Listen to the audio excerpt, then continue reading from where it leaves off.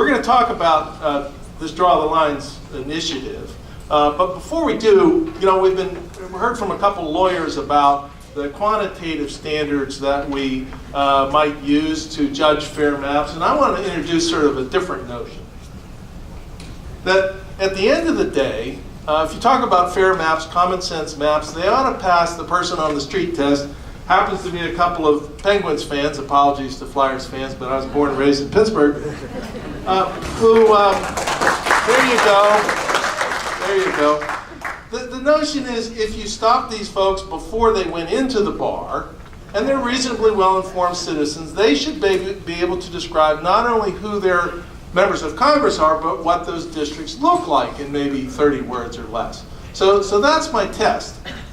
And to get there, I am inspired by, of course, one of my all-time favorite movies, Mr. Smith Goes to Washington, Frank Capra, 1939, right? We have to cling to the sense that this still works. And if you recall in broad strokes, Jimmy Stewart sent to Washington under kind of a cruel joke, was rescued by the Boy Rangers who flooded the halls of the Senate and papered the place in a way that they could save his political career. David. That was Hollywood in 1930. Well, we are in Pennsylvania in 2017. Big data, hyper-partisanship. Like, come on, get real, will you? Kind of cranky here. I've been listening to you. Like, okay, explain it to me. Just bear. Explain it to me like I'm a third Hey, Chris. Just bear with me. All right, okay? Go ahead. Let me fast forward a little bit, because there's a couple other role models here. Erin Brockovich. Remember Erin Brockovich? Oh, good. We're in the 1980s at least. Okay. Well, one woman with a plan and tenacity got it done. Go back a little bit further. Norma Ray. They love me. They really love me. Okay? So what we're talking about here in Draw the Lines is this person, who we already heard a little bit about, Amanda Holt, Upper Macungie Township. Anybody from Upper Macungie Township? There you go. Population 20,000. As Ben said, in 2011, Amanda noticed that her township of 20,000 was split between two legislative districts. And she said, well, that's not right. Went to the Constitution and said, in fact, it isn't right. So Amanda, as Ben said, armed with Excel spreadsheet and Google Maps, goes all the way to the Supreme Court and wins. So our premise is, if Amanda Holt, operating just as a common citizen, can pull that off, what would happen if 10,000 Amanda Holts across the Commonwealth, 10,000 map-wielding citizens? All right, so you get the picture. Don't encourage them, folks. So our premise here is that if we can give everybody the power to draw maps, that we're going to create an upwelling of engagement and interest and impact that will force reform, that will force the process to change, ultimately to force better maps. David, like, I stand next to no man in my admiration of Amanda Holt, but she was a unique person, quirky, stubborn, spent her youth doing puzzles on the floor with her grandfather. Not everybody can draw maps. It's complicated. It's complicated technology. It's complicated concepts. People can end up like that. They're not going to draw your maps. Just bear with me. Willing suspension of disbelief. All right. Okay? Because here's the thing. If you take it upon yourself to sit down with some software and a little bit of knowledge, you engage in the process, you get some ownership, you have an impact. This has been played out before, I might add. Robert Cheatham. Where's Robert? In the house? Robert? What's your area? Robert. Okay, this is the man.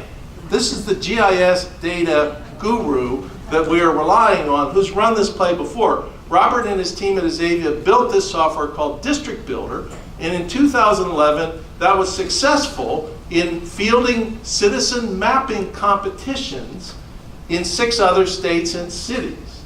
So we know that this process can work, that you can engage hundreds, if not thousands of people in this process. And by the way, District Builder is built and constructed right here in the Commonwealth of Pennsylvania in Philadelphia. So we got the tool set, Chris. Okay, so let me get this straight, David. Your plan is to go all over Pennsylvania, to Butler County, to Aliquippa, to Altoona, to Williamsport, to Hazleton, and say, hi, we're from the Committee of 70. What's that? From Philadelphia. Oh, great. And we're going to come and we're going to help you cure democracy. You're not suggesting at all that there's a little bit of skepticism about good government emanating from Philadelphia. Well, are you? Okay, I hear you. Deal with reality. I hear you, and we have an odd name, Yeah. Committee of 70. But here's the story.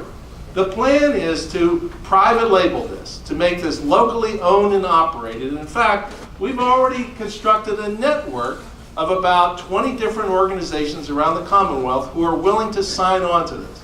We build regional steering committees. We put this in the hands of, as I said, locally owned and operator. So this will have a face that's called Draw the Lines.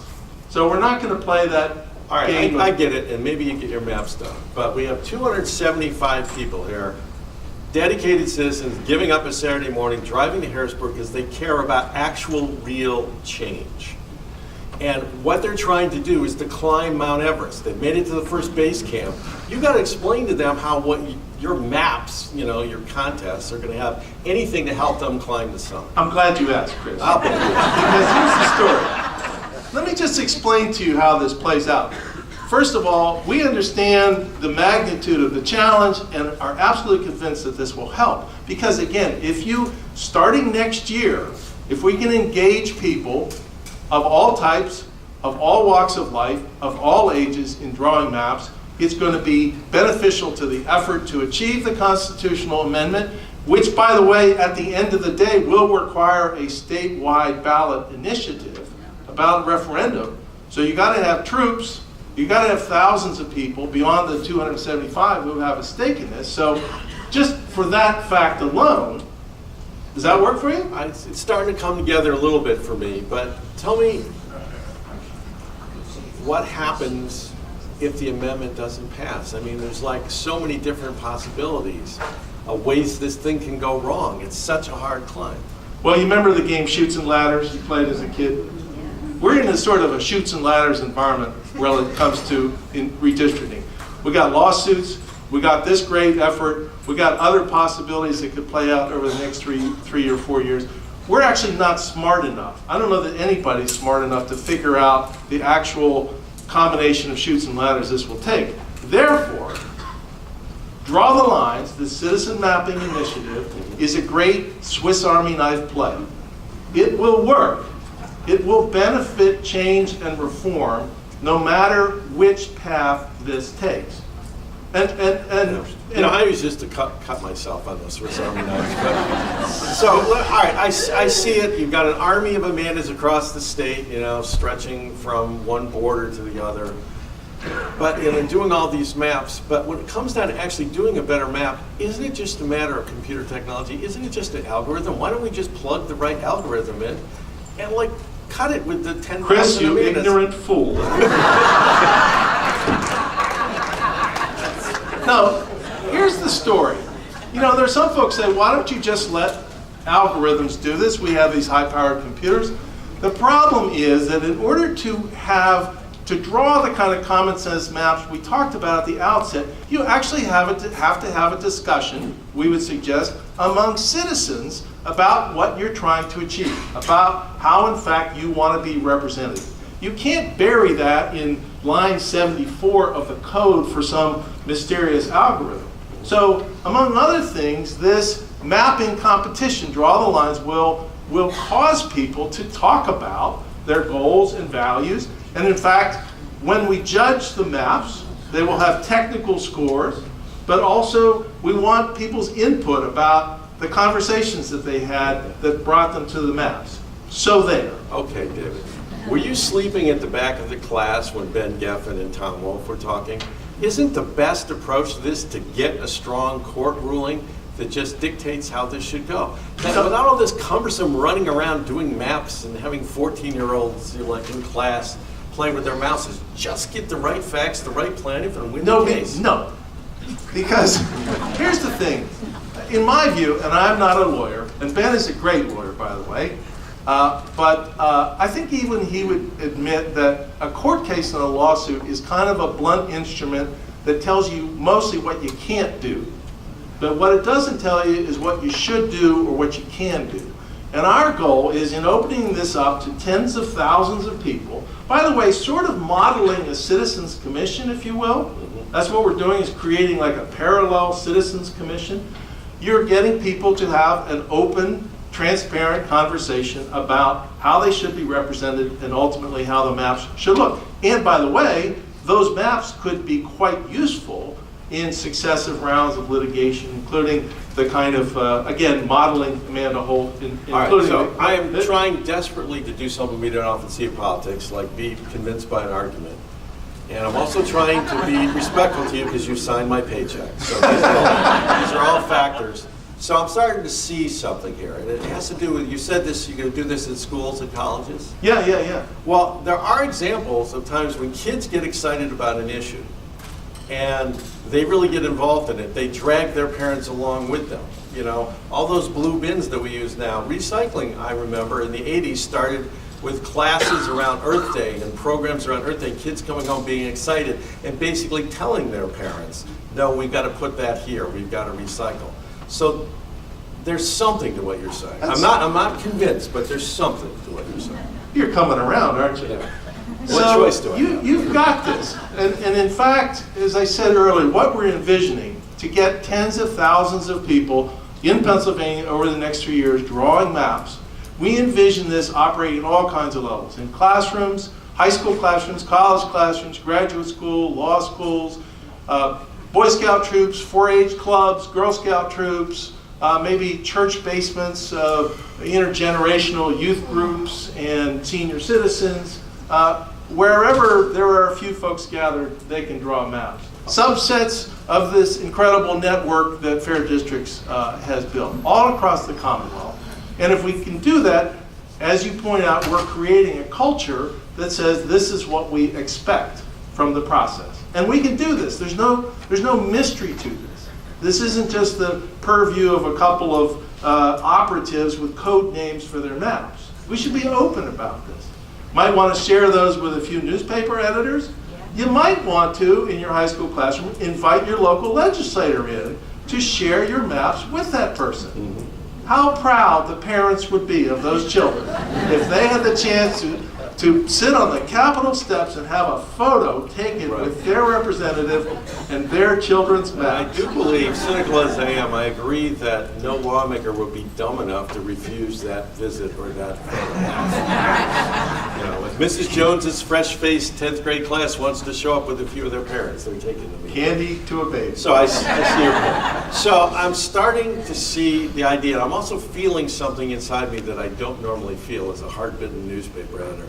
That cynicism is a lot of work. Idealism is a lot more fun. So go ahead, Thornburgh, preach. Absolutely. Tell them about it. Absolutely. I mean, that's what we're trying to introduce in this process. This is not just the purview, pardon the expression, Ben, of lawyers and litigants, but this ought to be something that people across the Commonwealth, again, all walks of life, bring to this their common sense and their sense of fairness. David. Now, I'm with you now. I'm loving this. An election is nothing but a job interview. Exactly. People are coming up and they're applying for a job, and we're the bosses. We're doing the interview. I don't know about you. I've hired a lot of people. I never let a job candidate come in and say, you know what, I don't want to meet in this room. We're going to meet at my house. And I'm going to give you a list of questions you can ask me. And, oh, by the way, I've arranged things so I get the job. Yeah, and I don't know any and boss the who interview does a committee job shall interview. consist of my brother-in-law and my banker and my next-door neighbor and my bowling partner. Right. That's what we're pushing back against. I hired a lot of people in my time. I would never put up with that. I don't know why we put up with this. Well, that's why we're trying to try this case in the court of common sense, as it is. Yeah. So, more detail, if you want to learn more about this, there is a workshop coming up after lunch. I would just simply say our intent is to launch this, have the software available, and the collateral material. Our job is to support your local efforts. to have this all available in early 2018, and we'll run this every twice a year for the next 3 years. We can pick different districts and use different data to keep the competition fresh and moving forward. Again, if you want to hear some more of the logistics, come to the workshop, and I hope we have convinced and inspired you in the mode of Amanda Holt that this is a job for all of us and not just for a few of us. You know, Thornburgh, like they say before the last scene of every Buddy movie, it's a crazy plan, but it just might work. Thank you very much.